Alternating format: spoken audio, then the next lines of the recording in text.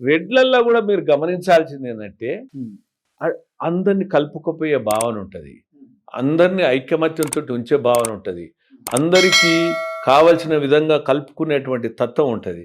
దానికి మీకు ఉదాహరణ చెప్తాను నేను. ఉమ్, అంటే ఎందుకంటే ఇది చెప్పాలి. రెడ్లు అంటే ఏంటంటే మాది గుంజుకురు మీది గుంజుకురు తర్వాత మమ్మల్ని దోపిడీ చేశారు అని ఈ రకమైనటువంటి భావన కూడా పోవాలి. ఉమ్, ఒకప్పుడు దేశ స్వాతంత్రం కొరకు ఉమ్, సిపాయిల తిరుగుబాటు కంటే ముందే ఉయ్యాలవాడ నరసింహారెడ్డి స్వాతంత్ర ఉద్యమం వల్ల అమరుడైపోయాడు. ఉమ్, అదొకటైతే తర్వాత మీరు చూడండి సాయుధ పోరాటం వల్ల ఉమ్, అనేక మల్లు స్వరాజ్యం లాంటి వాళ్ళు, భీమిరెడ్డి నరసింహారెడ్డి లాంటి వాళ్ళు కూడా అదేవిధంగా భూదాన ఉద్యమం వచ్చింది, ఆచార్య వినోబా. అసలు ఈ భూదాన ఉద్యమంలో ఫస్ట్ వెదిర రామచంద్రారెడ్డి తన భూమిని దానం చేస్తూ ప్రాక్టికల్గా దానికి స్ఫూర్తిదాతగా నిలిచిండు.